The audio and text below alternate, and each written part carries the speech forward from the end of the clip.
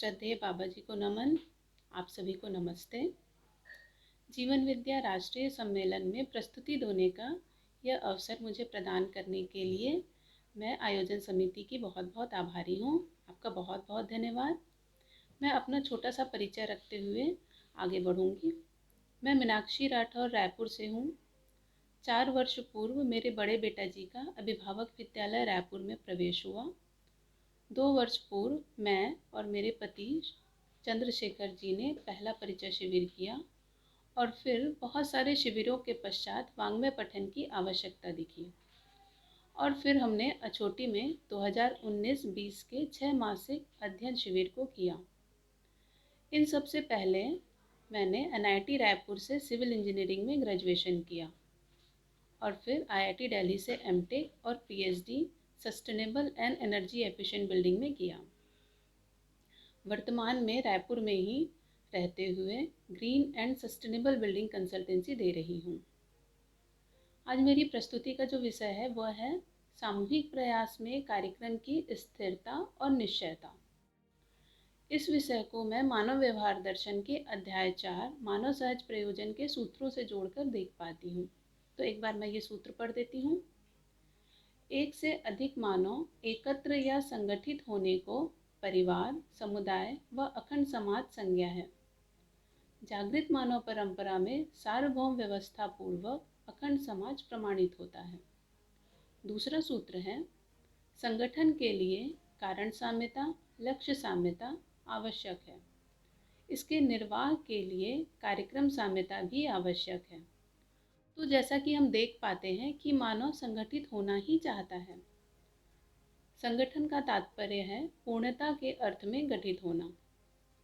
जागृत मानव परंपरा या जागृति के लिए प्रयासरत जनों में संगठन को हम परिवार या परिवार समूह के रूप में भी देख पाते हैं, जो सामूहिक रूप से जागृति के अर्थ में प्रयासरत हैं। तो अब इस सामूहिक प्रयास की पृष्ठभूमि या कारण क्या हो, इस सामूहिक प्रयास का लक्ष्य क्या हो, इस सामूहिक प्रयास की दिशा क्या हो।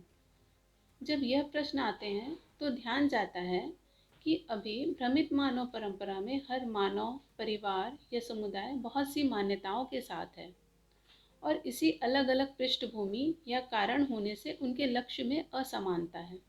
स्वाभाविक है, यदि लक्ष्य अलग अलग होंगे तो कार्यक्रम भी अलग अलग ही निकलेंगे और फिर उनकी व्यस्तताएं भी अलग अलग होंगी।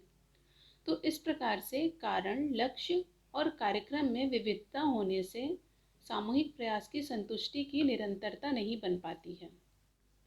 हालांकि जागृत मानव परंपरा में जैसा कि अनुमान मिलता है और हम सभी जिसके लिए प्रयासरत हैं, सअस्तित्व नित्य वर्तमान है, सअस्तित्व नित्य प्रभावी है।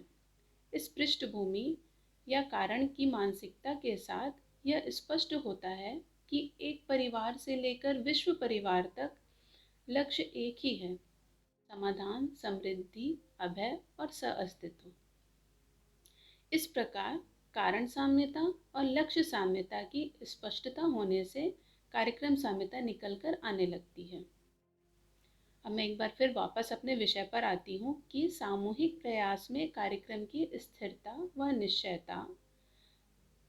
इस विषय को मानव व्यवहार दर्शन के पूर्व में इंगित सूत्र से जोड़ती हूँ। अध्याय 4 मानव सहज प्रयोजन की तीसरी अनुभूति। संगठन के लिए कारण साम्यता, लक्ष्य साम्यता आवश्यक है।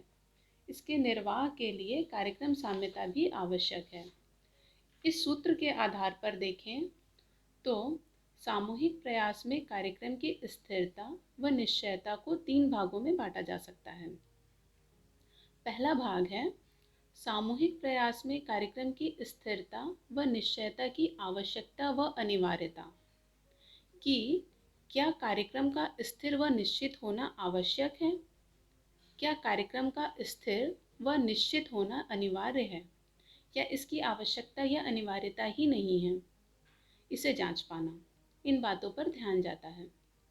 यदि आवश्यकता समझ में आती है तो इसकी अनिवार्यता का भी पता लगता है। यदि आवश्यकता ही समझ में नहीं आई तो अनिवार्यता कैसे बनेगी। अब दूसरे भाग पर जाते हैं।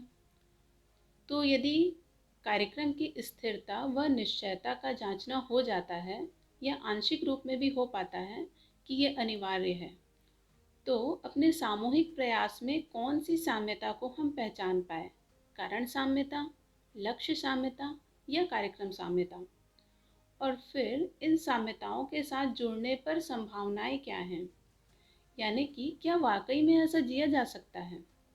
तो ये था हमारा दूसरा भाग। और तीसरे भाग पे यदि आते हैं, तो पहले भाग में हमने जांच लिया आवश्यकता व अनिवार्यता को, दूसरे भाग पर हमने संभावनाओं पर भी विश्वास हो गया। तो अब हमारे कार्यक्रम का, हमारे कार्य व्यवहार का स्वरूप क्या है, इसे उदाहरण के रूप में देखा जा सकता है।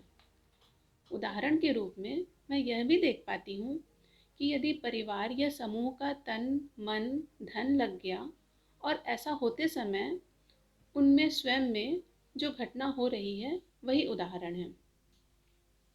तो जैसा कि मेरा आज का विषय है कार्य सामूहिक प्रयास में कार्यक्रम की स्थिरता व निश्चयता, तो जब मुझे ये विषय मिला तो मेरे मन में ये जिज्ञासा भी आई कि मुझे ये विषय क्यों मिला। बाद में आयोजन समिति से भी मेरी बात हुई और फिर ये बात आई कि बहुत कम समय में, यानी कि पिछले 2 वर्षों में हमारे परिवार के बहुत सारे सदस्य सामूहिक रूप से दर्शन को समझने के क्रम में व ऐसे ही जीना है कि मानसिकता के क्रम में है। तो इस विषय पर अपने परिवार को एक उदाहरण, एक केस स्टडी के रूप में मैं देख पा रही हूँ, जिसमें कारण, लक्ष्य और कार्यक्रम साम्यता की कई झलकियाँ दिखाई दे रही हैं। इसलिए यहाँ मैं हमारे परिवार जो अपने कार्यक्रम की स्थिरता व निश्चयता के लिए प्रयासरत है और जहाँ मैं स्वयं को सबसे ज़्यादा जुड़ा हुआ व गहराई से देख पाती हूँ, उसे एक उदाहरण के रूप में प्रस्तुत करना चाहूँगी और इस उदाहरण को मैं एक बहुत ही व्यवहारिक रूप में रखना चाहूँगी। हमारे 2 बेटा जी हैं जो अभिभावक विद्यालय रायपुर में पढ़ते हैं। इस माध्यम से ही हमें जीवन विद्या के बारे में पता लगा और जब हमें बात थोड़ी समझ में आने लगी तो दौर शुरू हुआ बहुत सारे शिविरों का, जिसमें पहले तो हम पति पत्नी ही थे, लेकिन फिर धीरे धीरे 2-3 महीनों के बाद से हमारे परिवार के लगभग 28 से 30 सदस्य शामिल हो गए। यदि हम सामूहिक प्रयास के रूप में देखें तो अभी हम साथ में रहने वाले 12 प्रौढ़ हैं, जिनमें अधिकतम सदस्यों की मानसिकता और प्राथमिकता सूचना पूरी करने की ओर गति करना ही है। उसके पश्चात इस निष्कर्ष पर भी आ रहे हैं कि अब ऐसे ही जीना है कि पृष्ठभूमि तैयार करना। जिन सदस्यों के ये निष्कर्ष नहीं बन पाए हैं, उनका अनुमोदन तो हमें मिल ही रहा है। अभ्युदय संस्थान अछोटी में कुछ सालों के लिए निवास कर पाने का अवसर मिल पाना भी हम एक सार्थक संभावना के रूप में देख पाते हैं। इन सब के साथ आदर्शवाद या अतिवाद न हो, इसके लिए सतर्क भी हैं। और इसी संदर्भ में पठन, श्रवण या अध्ययन अभ्यास के क्रम में हमसे पहले से जुड़े अग्रजों से लगातार संपर्क में रहते हुए विभिन्न संस्थानों, समूहों या सामूहिक प्रयास का हम अध्ययन भी कर ही रहे हैं। तो अब तक का जो हमारा ये सामूहिक प्रयास रहा है, उसकी उपलब्धि क्या रही? तो उपलब्धि के रूप में हम ये देख पाते हैं कि पहला, अब पहले से ज़्यादा हार्मोनी के साथ हैं हम। दूसरा, व्यक्तिगत व सामूहिक रूप से आवेश निरावेशित होते हुए व प्रवृत्ति में परिमार्जन होते हुए भी दिखाई पड़ता है। ये उपलब्धियाँ जो हम अपने प्रयास में लगातार हमें दिख रही हैं, इन पर ध्यान जाने के बाद ये भी ध्यान जाता है कि अब कार्यक्रम में स्थिरता व निश्चयता होती जा रही है। तो अब प्रयास में उपलब्धि की आवश्यकता व अनिवार्यता बनी ही हुई है, ये भी बात समझ में आ रही है और यही हमारे इस द्वितीय सत्र का भी विषय है। आशा है कि अब हमारे परिवार का ये छोटा छोटा सा प्रयास और कार्यक्रम स्थिरता व निश्चयता की ओर गतिशील होता रहे। तो इसके साथ ही मैं अपनी बातों को यहीं पे विराम देती हूँ और एक बार फिर से इन बातों को सभी के समक्ष प्रस्तुत कर पाने के लिए आयोजन समिति के लिए मैं फिर से आभारी हूँ और उनका बहुत बहुत धन्यवाद देती हूँ कि उन्होंने मुझे ये अवसर दिया और ये मेरे लिए सचमुच एक सम्मान की बात है। साथ ही आयोजन समिति को आयोजन की सफलता के लिए बहुत सारी शुभकामनाएं और आप सभी श्रोतागणों को मुझे सुनने के लिए बहुत बहुत बहुत धन्यवाद। अंत में मैं फिर एक लाइन ही कहना चाहूँगी कि इस वक्तव्य में कोई त्रुटि हो रही हो या प्रयास में कुछ कमी दिख रही हो तो मुझे ज़रूर ध्यान दिलाएं। मैं आप सभी की बहुत बहुत आभारी रहूँगी। बहुत बहुत धन्यवाद।